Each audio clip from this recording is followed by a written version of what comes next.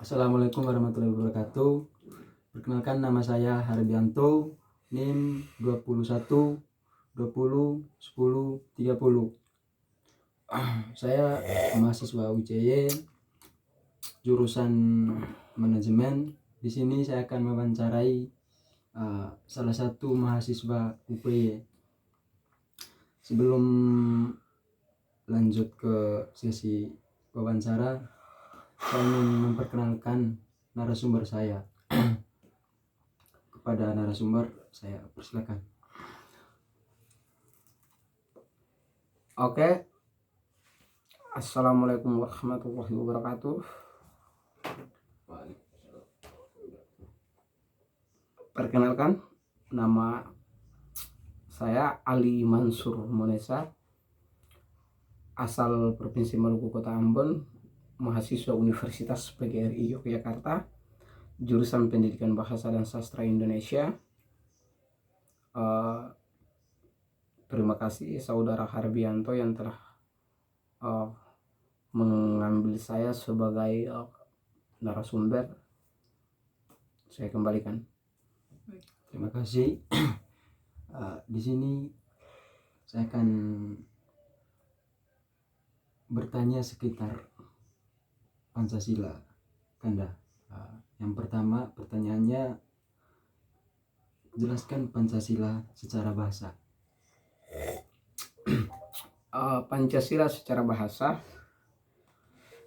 di dalam kaidah bahasa ada dua, yaitu secara terminologi dan secara etimologi. Yang pertama, Pancasila secara etimologi terdiri atas dua kata.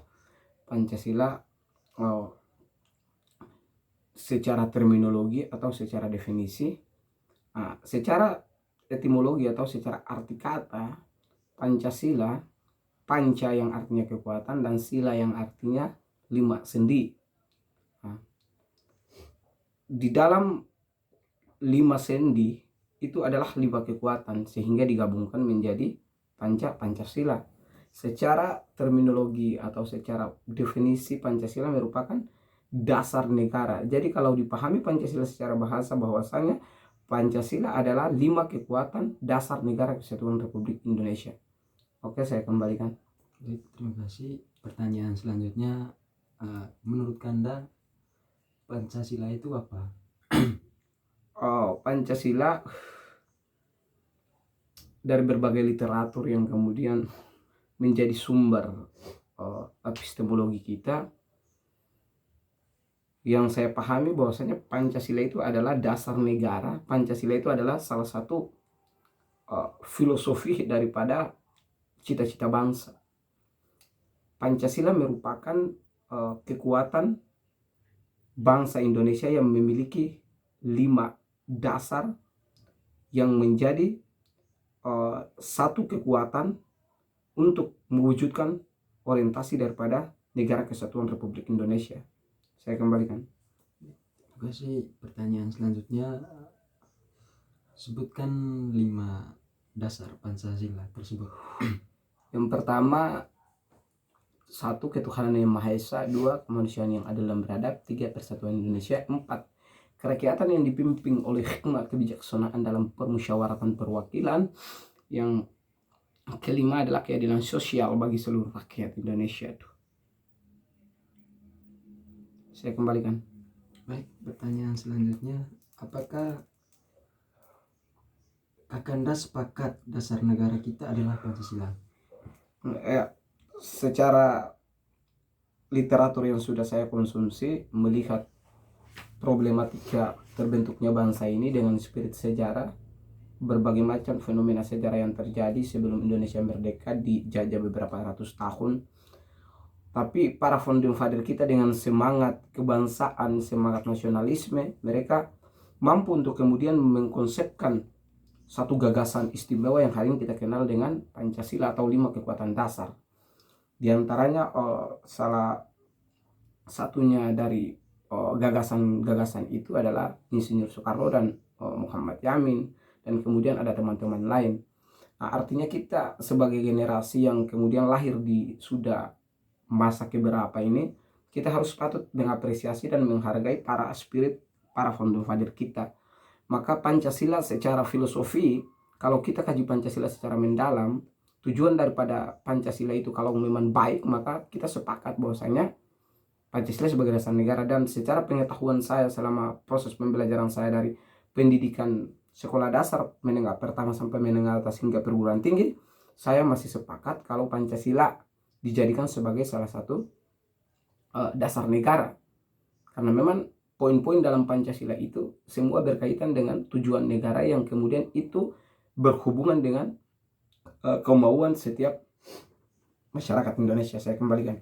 Baik, pertanyaan selanjutnya, bagaimana pendapat Kakanda jikalau dasar negara diganti?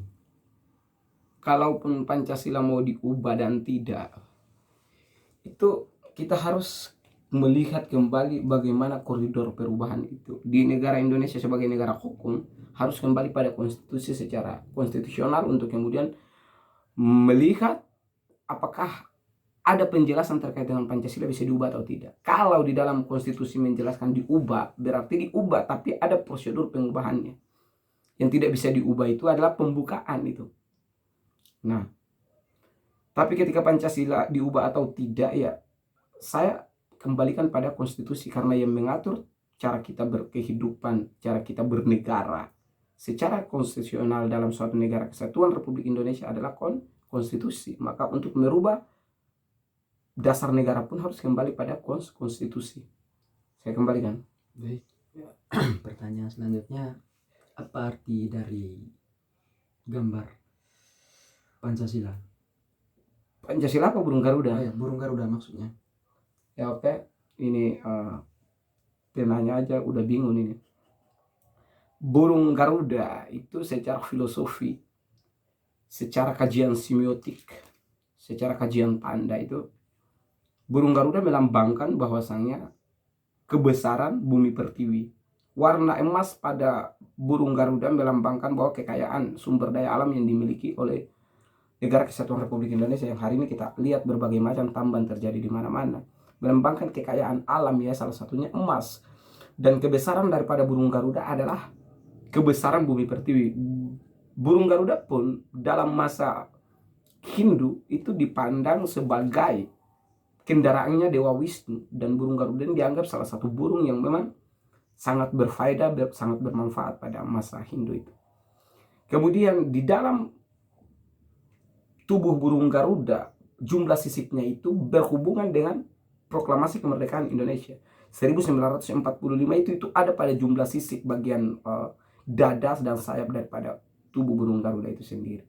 Sehingga burung Garuda secara konvensional pada saat itu diangkat dan kemudian disepakati oleh para founder kita bahwasanya dengan kesepakatan konvensional yang kemudian dihubungkan lewat kajian-kajian epistemologi, kajian-kajian pengetahuan, dapat dibuktikan secara ilmiah bahwasanya burung Garuda diangkat sebagai lambang negara. Saya kembalikan. Baik, pertanyaan terakhir, bagaimana contoh konkret penerapan Pancasila pada zaman sekarang? Contoh konkret penerapan Pancasila, sekalipun Pancasila secara penelitian saya sehari-hari belum 100% diterapkan. Cuman kalau mau lihat contoh konkret Pancasila dalam penerapan hal ini, saya rasa masih banyak kekurangan. Karena dari berbagai macam, coba saya sentil pada 2 titik, yaitu pendidikan dan ekonomi dalam negara kesatuan Republik Indonesia, yang kali-kali ini sepanjang tahun pergantian periode ini semua yang menjadi problematika di dalam bangsa ini. Gerakan demonstran ini lahir karena akibat regulasi yang lahir tidak sesuai dengan kemauan rakyat dan lain-lain. Nah, artinya ini adalah salah satu bentuk ketidak konkretnya penerapan Pancasila, karena Pancasila itu dia menjawab kebutuhan masyarakat.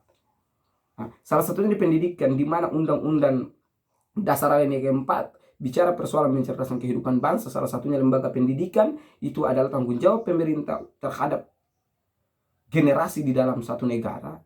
Rupa-rupanya yang terjadi saat ini, ketika tidak punya uang, tidak punya duit, maka you tidak sekolah. Nah, walaupun ada PTS dan PTM, tapi ini semua ini di bawah kontrol negara. Nah, itu lagi dan lagi dikeluarnya Undang-Undang tahun 2012 nomor 12 terkait dengan setiap perguruan tinggi mengurus rumah tangganya masing-masing. Ini lebih memberikan leluasa terhadap instansi untuk kemudian melakukan satu tindakan-tindakan yang memang akan berujung pada komersialisasi pendidikan, sehingga banyak teman-teman kita yang kemudian tidak sempat mengenyam pendidikan tinggi, padahal di pasal-pasal setelah undang-undang itu menjelaskan tentang itu. Nah, kira-kira Pancasila dalam wujud konkret belum mencapai 100%, masih di bawah tataran. Ya, saya kembalikan. Baik, sebelumnya saya mengucapkan terima kasih karena sudah meluangkan waktunya.